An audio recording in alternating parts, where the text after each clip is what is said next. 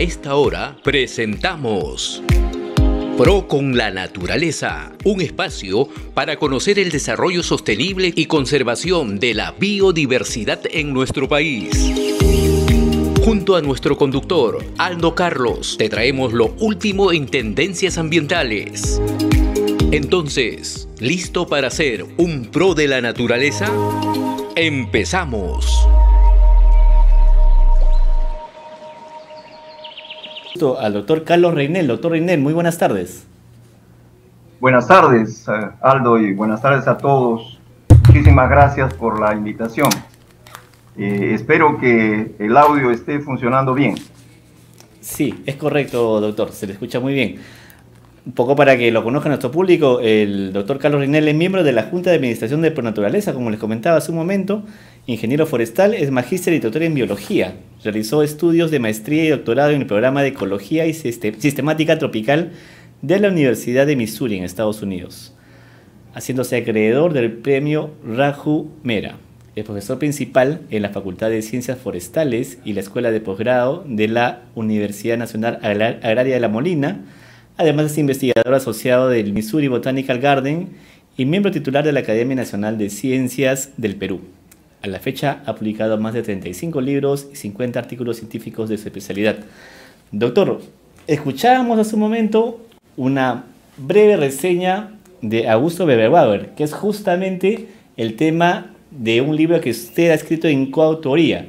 Y queríamos comenzar preguntándole acerca del legado de Augusto Weber-Bauer, que ha sido muy significativo en nuestro país. Usted como botánico, suponemos que ha tenido una inspiración en este investigador para desarrollar esta obra. Sí, definitivamente, Aldo, muchas gracias. Yo creo que la figura de Weber-Bauer es una inspiración medular, fundamental para muchos de quienes estamos desarrollándonos en el espacio de las ciencias naturales y ambientales, ¿no? Y la ecología del país. Efectivamente, hace pocos días, publicamos juntamente con el ingeniero Humberto Celada Gárate, un brillante joven profesional egresado de la Universidad Nacional Agraria La Molina, quien es el primer autor del libro.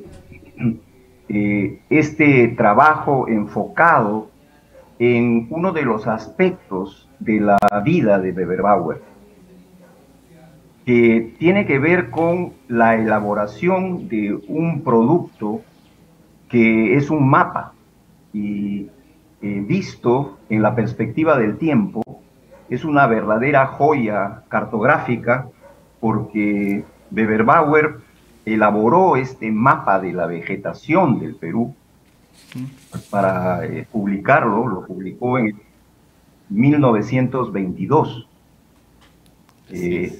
Afortunadamente, la cartografía de base que utilizó, el mapa base que utilizó, era un mapa bastante avanzado y muy compatible con la cartografía actual.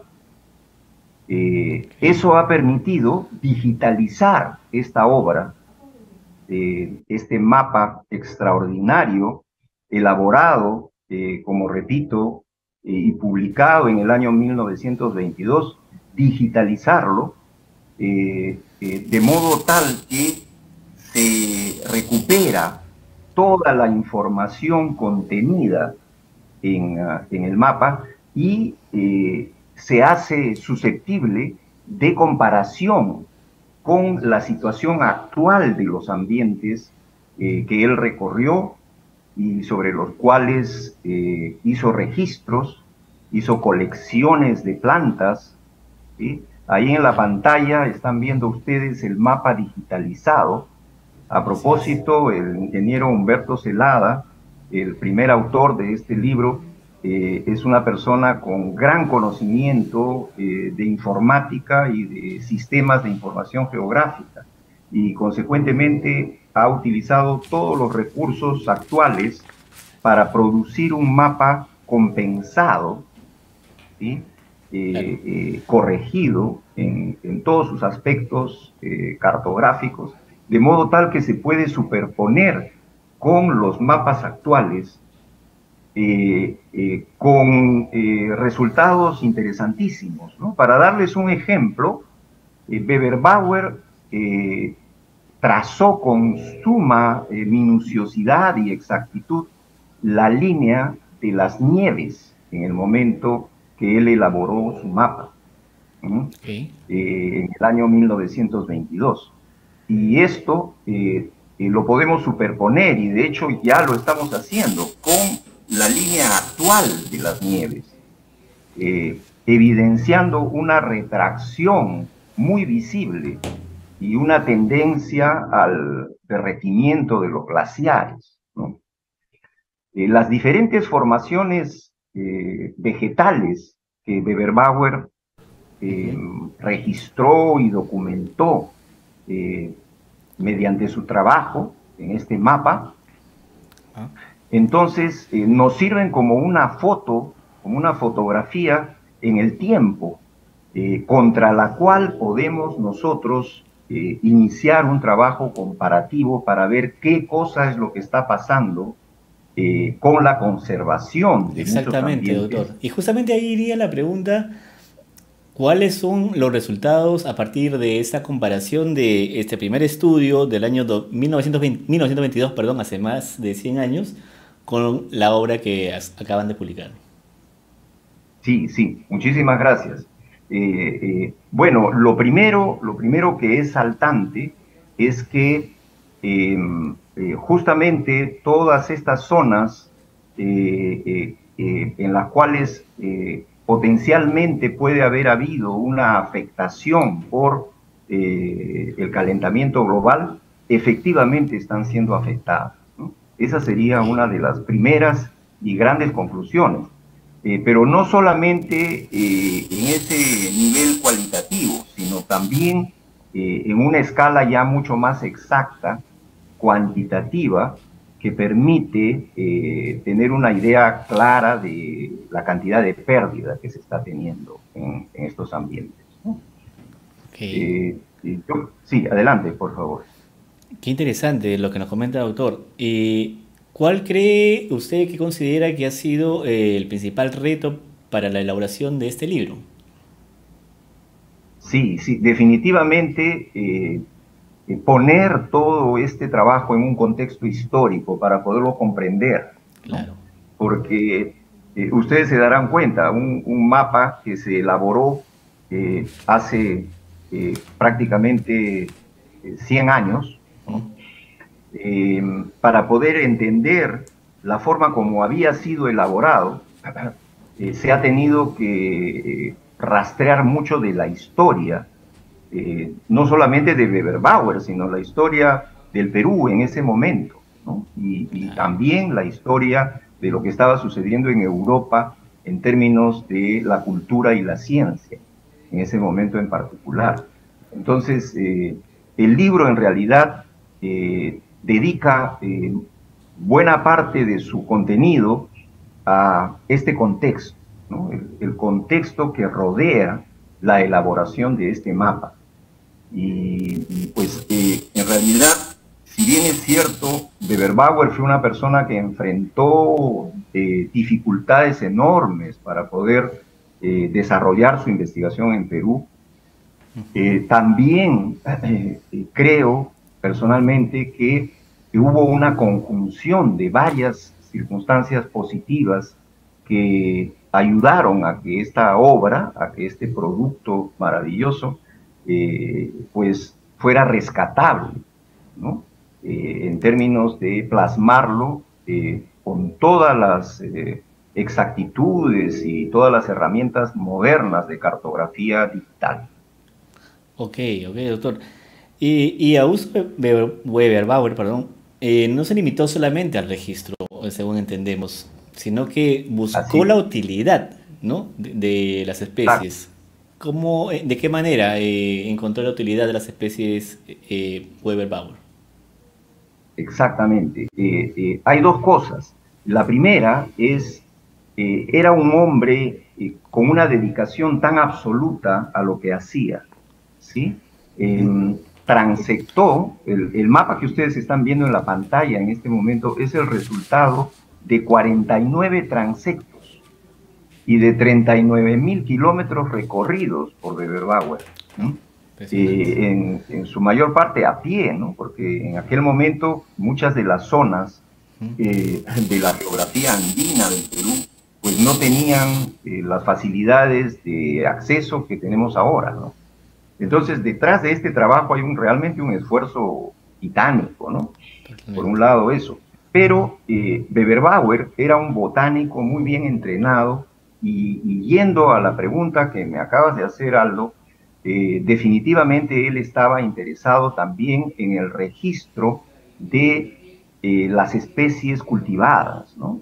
Claro. Dentro de los diferentes espacios que él definía y pues perimetraba en este mapa. Consecuentemente, hay un contenido aplicativo en el sentido de que el mapa contiene también información sobre los rangos bioclimáticos que comandan digamos, el desarrollo de cultivos de manera específica en un espacio como el Ande del Perú, la costa, la zona andina y la ceja de selva del Perú, tan ricos en plantas cultivadas y domesticadas que son propias de esta región, ¿no? Y algunas de ellas no muy difundidas, pero muy importantes. Claro, hablaba de un trabajo titánico y efectivamente las cifras que nos muestran así lo revelan, ¿no? 39.000 kilómetros recorridos, es una cifra impresionante. ¿Por qué es que Augusto Weber-Bauer tuvo esta inspiración de hacer ese trabajo impresionante aquí en el país? Sí, sí, qué excelente pregunta, porque yo creo que nos ayuda a poner en contexto el origen académico y científico de Weber-Bauer.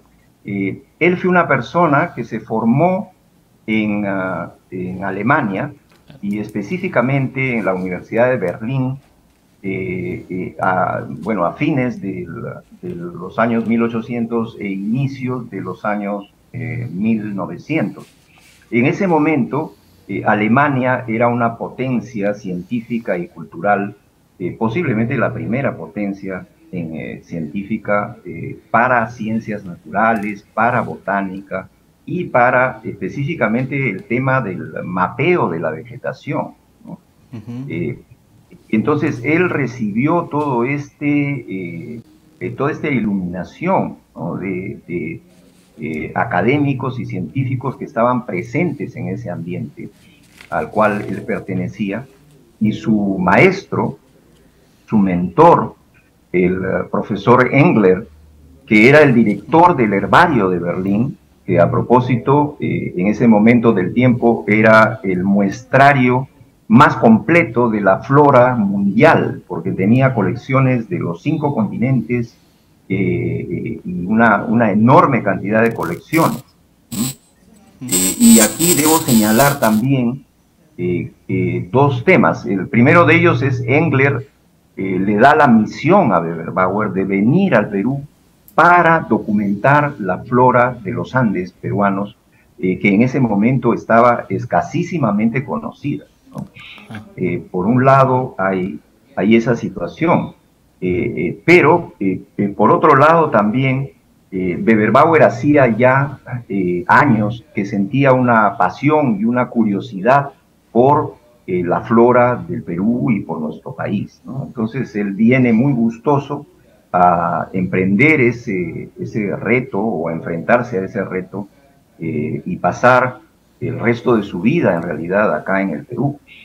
Una de las cosas que sucedió fue que las colecciones de plantas de Weber-Bauer, de las cuales él enviaba duplicados a Alemania y que fueron pues base de investigaciones botánicas, durante la Segunda Guerra Mundial fueron destruidos esos duplicados porque Berlín fue bombardeada y el herbario de Berlín quedó completamente destruido, pero guardamos nosotros un tesoro acá en la Universidad Nacional Agraria La Molina, que son los duplicados de todas las colecciones de Weber-Bauer, que están en el herbario de la Facultad de Ciencias de nuestra universidad. Impresionante, excelente ese dato, doctor Reinel. Doctor, cuando se habla acerca de biodiversidad, normalmente se asocia a fauna, pero sabemos que también es flora. ¿Cuál cree usted que es la riqueza actual de nuestro país en cuanto a botánica? Yo diría que, bueno, repetiría la frase de Raimondi tan famosa, ¿no? Él decía, el Perú es un mendigo sentado en un banco de oro. Y totalmente, digamos, representativa o emblemática la frase de Raimondi, en el sentido de que la diversidad enorme de plantas y animales presente en el territorio del Perú es un patrimonio valiosísimo y estoy pensando en este momento también en la siguiente charla sobre la investigación, escasísimamente documentado e investigado. Tanto es así que en el territorio peruano hay espacios que no están prospeccionados y cuyo contenido de especies de flora y fauna no lo conocemos, ¿no? Entonces, vivimos en un país que es una frontera del conocimiento y una frontera de la ciencia. Ahora, gracias a la pregunta que has hecho, Aldo, debo también enfatizar que los animales dependen de las plantas, ¿no? Claro. Entonces, si bien es cierto, los animales suelen ser el componente más visible, porque nos fascinan y nos llaman fácilmente la atención, las aves o los mamíferos que se mueven en el bosque. Las plantas que están inmóviles son su sustento. Entonces, ahí hay algo que es bueno mantener en nuestra mente. Perfecto. ¿Y cuál considera usted que es la situación actual de la investigación botánica en el país?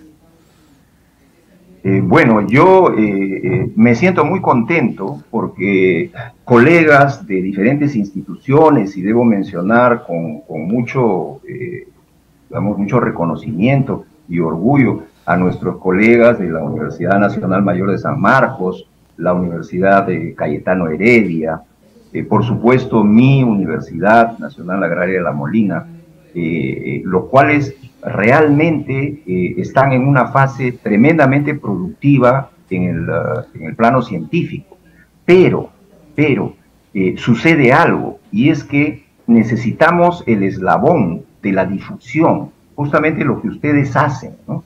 Necesitamos comunicadores que sirvan de puente entre los hallazgos y el trabajo que hacen los científicos y la población, para que la población se vaya enterando y vaya tomando conciencia y eleve su nivel de conocimiento sobre los hechos y realidades de la ecología y la conservación y los ambientes de Perú, ¿no? Entonces, digamos, en términos de investigación, yo creo que no calificaría el estado actual de nuestro país como de una gran carencia. Me parece que hay esfuerzos denodados y realmente hace falta reconocerlos, inclusive, de muchos colegas que trabajan en el ambiente académico y científico. Pero lo que hace mucha falta es espacios para comunicadores como ustedes que sirvan de puente y lleven el conocimiento que se está produciendo a el espacio de la comunidad y de la población en general, ¿no? Gracias, doctor. Y en ese camino estamos. Y también le quería preguntar acerca de su profesión. Usted actualmente ejerce el noble ejercicio de la docencia. ¿Cuál es el principal mensaje que le da a sus alumnos acerca del componente que debería tener todo botánico en el país? Sí, bueno, yo siempre digo y repito a mis estudiantes que vivimos en un país vasto, maravilloso y desconocido. Vasto porque viajamos, hemos pasado toda la vida recorriendo la naturaleza del Perú y nunca terminamos de conocerlo. Siempre nos hablan de una montaña que está un poco más allá, de una catarata, de un bosque que estaba un poco más lejano y al cual no podemos llegar en ese momento. Y entonces el Perú es un país vasto y de otro lado maravilloso, porque la ecología y la diversidad biológica de este país bendecido es realmente digamos, un núcleo, un centro o un epicentro a nivel mundial de la diversidad biológica.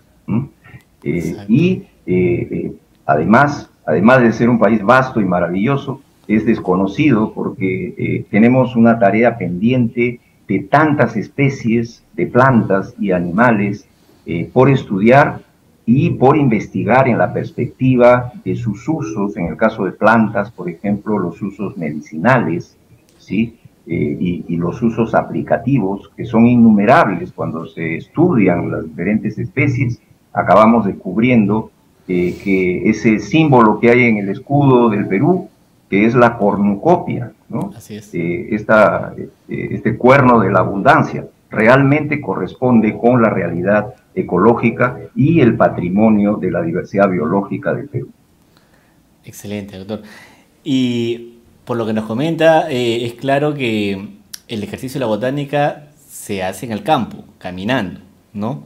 Y justamente hace unos días en el portal de Pro Naturaleza publicábamos un artículo del doctor Marco Uroyani, que siempre nos colabora con su conocimiento, y él, además de elogiar su labor, nos daba el dato de que usted ha registrado 25 especies de plantas, tanto en el país como en otros países de Latinoamérica. Cuéntenos acerca de esta labor, este registro que usted ha realizado a lo largo de los años.